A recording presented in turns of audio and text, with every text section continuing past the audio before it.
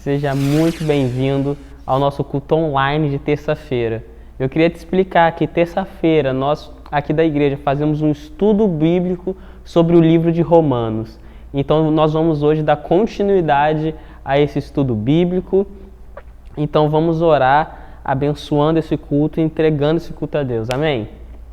Senhor Deus, meu Pai, te louvamos, Pai, e bendizemos o teu santo nome. Que o Senhor possa receber, Pai, a adoração, Pai, receber a palavra, Pai, tudo que, Senhor Deus, que nós vamos fazer nessa noite, Pai, o Senhor Deus possa receber como uma oferta a Ti, Senhor Deus, porque tudo que fazemos é para o Senhor, e que cada pessoa que está na sua casa assistindo, Pai, seja tocada pelo Teu Espírito Santo através desse culto. Em nome de Jesus Cristo nós oramos. Amém. E agora nós vamos rever alguns louvores que nos marcaram no decorrer desses cultos.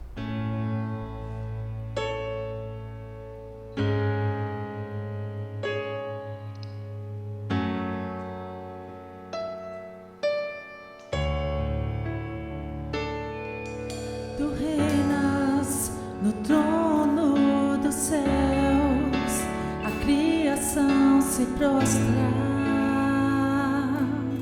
aos teus pés. Tu reinas vestido de glória, os anjos te adoram aos teus pés. Pra sempre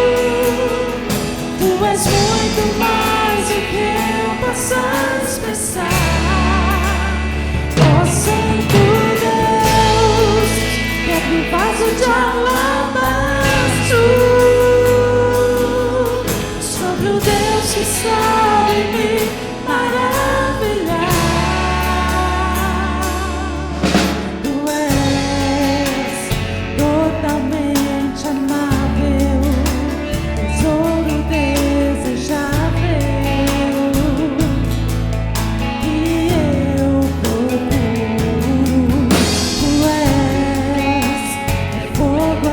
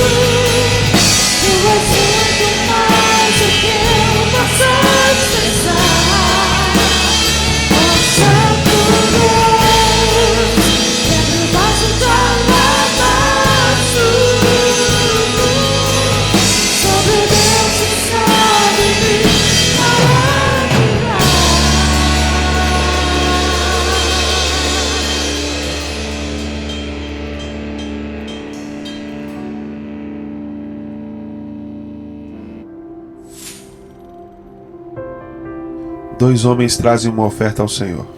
Um do fruto da terra, outro das primícias de seu rebanho. Deus aceita um e rejeita o outro. Mas por quê? Abel tornou-se pastor de ovelhas e Caim agricultor. Passado algum tempo, Caim trouxe do fruto da terra uma oferta ao Senhor. Abel, por sua vez, trouxe as partes gordas das primeiras crias do seu rebanho. A palavra nos diz claramente que a oferta que Abel trouxe eram as primícias de seu rebanho. Mas não diz que Caim trouxe as primícias de sua colheita. Diz simplesmente, passado algum tempo, Caim trouxe do fruto da terra uma oferta ao Senhor. Caim cultivou a terra e com o tempo juntou o suficiente para trazer uma oferta. Era uma oferta nos termos de Caim. Deus aceitou a oferta de Abel porque foram as primeiras crias de seu rebanho. A oferta de Caim foi rejeitada porque não eram as primeiras colheitas. Dar a Deus as primícias requer fé. Quando nasce o primeiro cordeiro de um rebanho, não é possível saber quantos mais cordeiros aquele rebanho irá produzir. Mas Abel deu a primeira cria de seu rebanho por fé, enquanto Caim primeiro se certificou que teria o suficiente antes de ofertar a Deus. Muitos de nós tratam a Deus da mesma maneira que Caim. Nos certificamos que temos dinheiro suficiente para depois ver se existe alguma sobra para dar a Deus. Quando ofertamos das sobras, Deus não pode aceitar nossa oferta, porque não são nossas primícias. Outras histórias enfatizam essa verdade. Quando da queda de Jericó, o Senhor deu instruções muito claras que os israelitas não deveriam reter nenhum dos despojos da guerra. Tudo aquilo era dele, declarou o Senhor. Jericó pertencia ao Senhor porque era a primeira cidade conquistada na terra prometida. Era a primícia. Deus reteve sua bênção de Israel porque um homem tomou dos despojos da guerra para ele. As primícias pertencem a Deus, somente a Deus. Existia muito mais em jogo do que dinheiro quando Abraão ofereceu seu primeiro filho, Isaque. Quando Deus pediu Isaque, Abraão não esperou ter outros 10 filhos antes de ofertar. Abraão deu o primeiro quando Isaque ainda era o único que tinha. Abraão tinha apenas as promessas de mais filhos. Foi preciso fé para Abraão oferecer Isaque. Fé que Deus honrou e abençoou. E Deus fez o mesmo por nós. Ele deu suas primícias na forma de seu filho, seu primeiro e único filho, que foi dado a nós enquanto éramos ainda pecadores. Deus nos deu Jesus em fé de que um dia talvez nós dessemos nossa vida a Ele. O presente de seu filho veio antes mesmo da bênção do arrependimento e da salvação. Devemos dar nossas primícias da mesma maneira. Antes mesmo de ver as bênçãos de Deus, nós damos em fé. Dar as primícias de seus recursos diz o seguinte: Senhor, eu reconheço que o Senhor vem em primeiro lugar. Eu te coloco em primeiro lugar na minha vida e eu confio que o Senhor cuidará de mim. Olá! Às terças-feiras nós estudamos o livro de Romanos e quero falar com você sobre o capítulo 15. Já estamos no capítulo 15. E como você sabe, nesse formato online, eu pego pequenos textos do capítulo.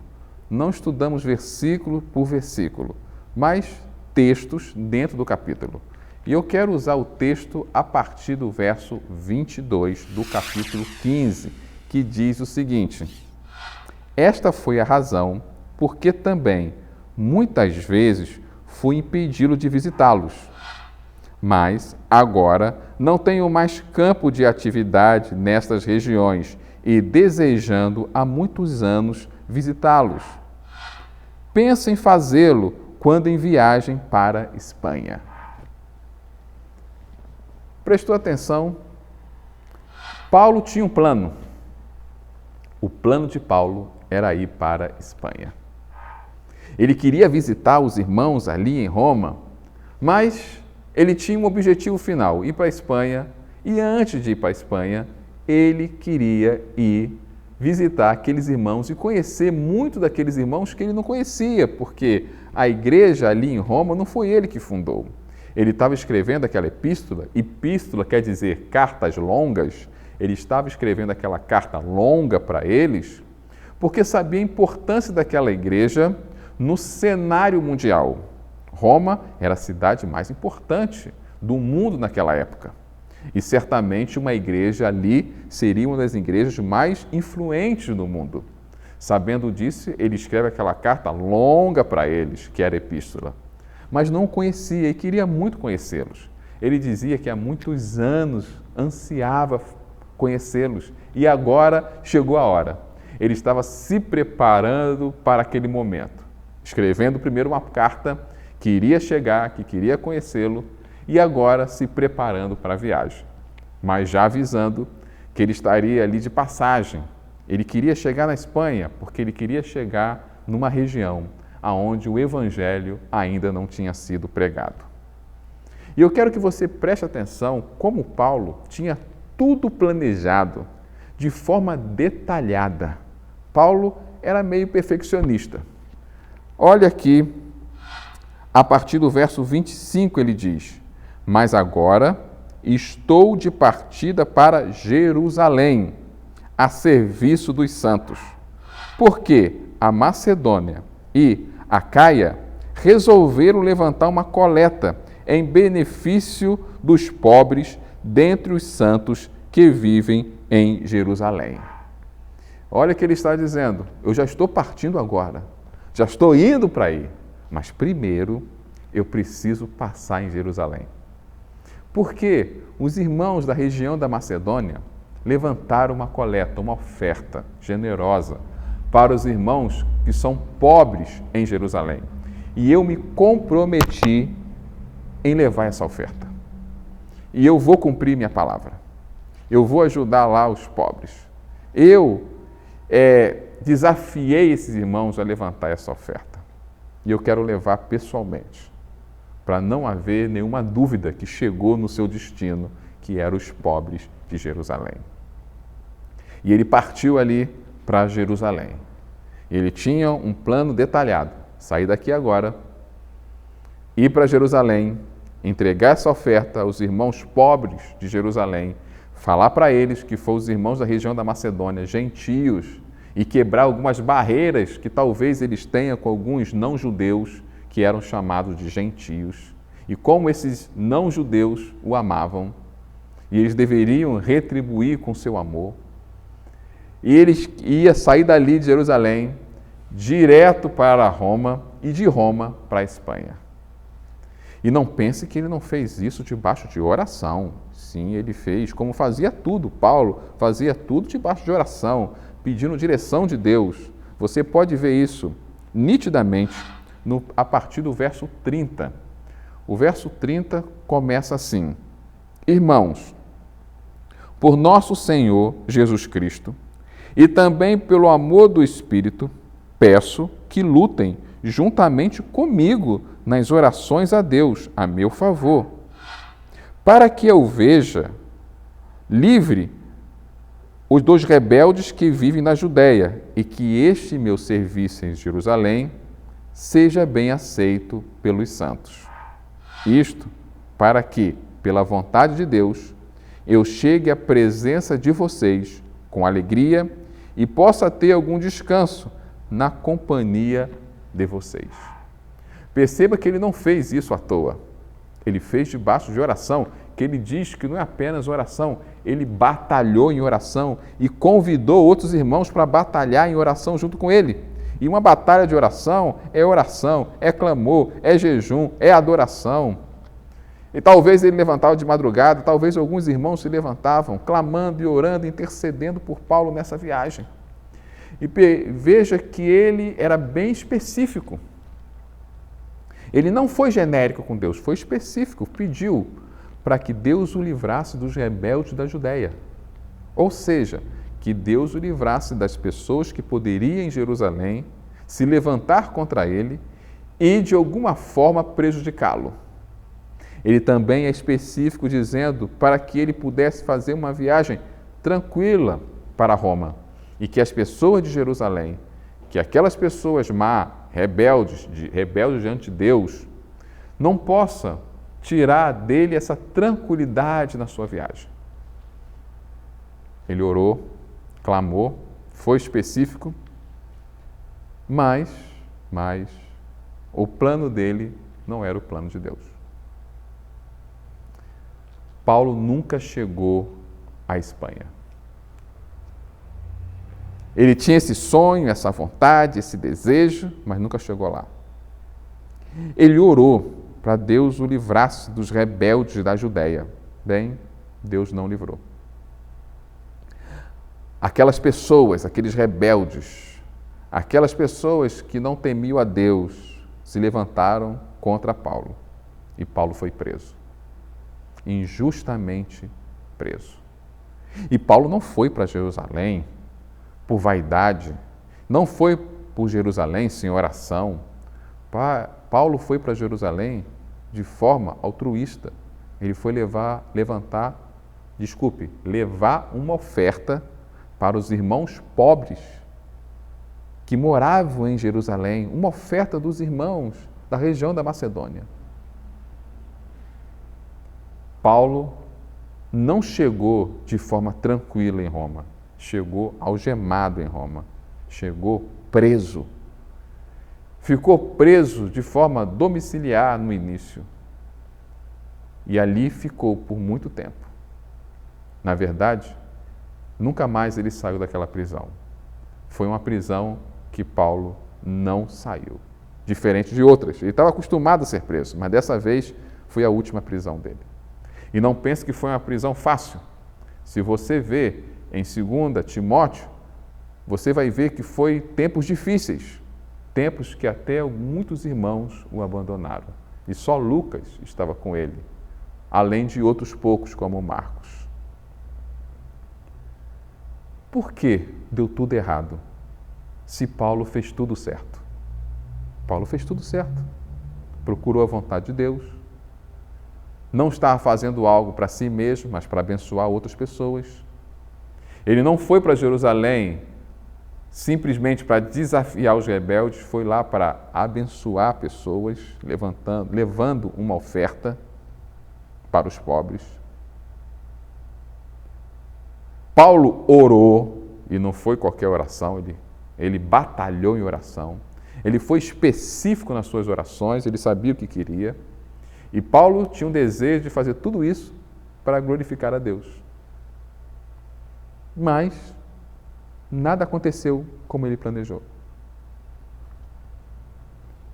Achamos que às vezes, porque oramos, clamamos, batalhamos em oração, jejuamos, e os nossos desejos são altruístas, são desejos legítimos, desejos que você sabe que agrada a Deus, como o de Paulo, claro que levar uma oferta para os irmãos pobres agradava a Deus.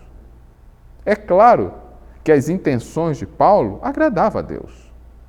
Talvez os seus desejos, seus planos agradem a Deus.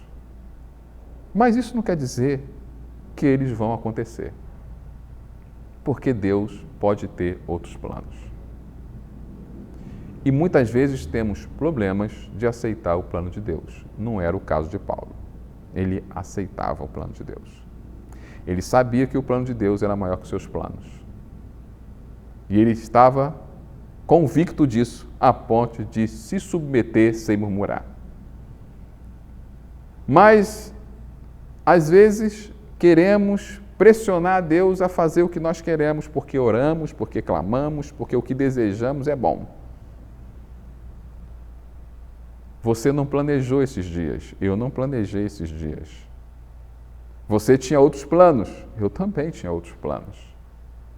Eu não planejei estar aqui gravando de forma online, gravando para uma igreja vazia, gravando e falando para um celular, tentando imaginar as pessoas que estão me ouvindo, porque nos meus olhos eu só vejo o meu filho que está me ajudando nessa gravação e bancos vazios. Eu não planejei isso. Não estava nas minhas orações isso. Na verdade, nas minhas orações estava para Deus me proteger de todo o mal, proteger a igreja, proteger meus irmãos. Mas as igrejas estão fechadas. Está tudo vazio. E não aconteceu de acordo com aquilo que eu orei. como não aconteceu de acordo como Paulo orou. Deus ouve as nossas orações, mas Ele prefere fazer a sua vontade, fazer os seus planos e não os meus. O que Paulo não sabia, e talvez morreu sem saber, que ele está naquela prisão domiciliar e estava cumprindo o plano de Deus de expansão do Evangelho. Uma expansão muito maior se ele fosse para a Espanha, porque Paulo ali, por ter sido julgado em várias instâncias, ele pregou para as grandes autoridades do Império Romano. E ao pregar para grandes autoridades do Império Romano, ao pregar por cada soldado, centurião que tinha que ficar com ele, o guardando, ele estava semeando a palavra de Deus dentro do império.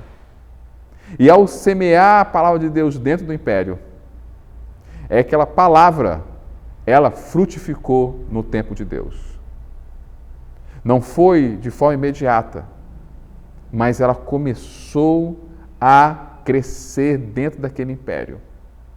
Até que um dia, anos depois, o Império Romano acabou sendo o império que abraçou o cristianismo. Eu não vou entrar nos méritos da história, existem prós e contras a isso, muitas coisas contras até, mas o que de fato podemos ver como algo a favor é que parou a perseguição, as pessoas pararam de ser mortas, mais do que isso, o mundo, porque o mundo era dominado pelo Império Romano, influenciado pelo Império Romano, pelo menos o mundo ocidental, esse mundo ocidental passou a ser influenciado pelos conceitos cristãos, a ponto que o Ocidente se tornou como o cristianismo como sua religião quase predominante. É claro, dentro desse cristianismo existem vários tipos de cristãos e de religiões, mas fato é que o cristianismo cresceu no mundo ocidental. Até mesmo o calendário se tornou antes e depois de Cristo, graças, claro, à influência do Império Romano. De novo, eu destaco que algumas coisas negativas, muitas coisas negativas, eu poderia falar dessa união do Império Romano com o cristianismo, mas que expandiu o Evangelho, expandiu, que fez crescer, cresceu, que influenciou o mundo ocidental, influenciou. E Paulo, ao chegar na Espanha, não iria conseguir exercer tamanha influência no mundo, a ponto que até hoje a religião predominante no Brasil, por exemplo, é o cristianismo.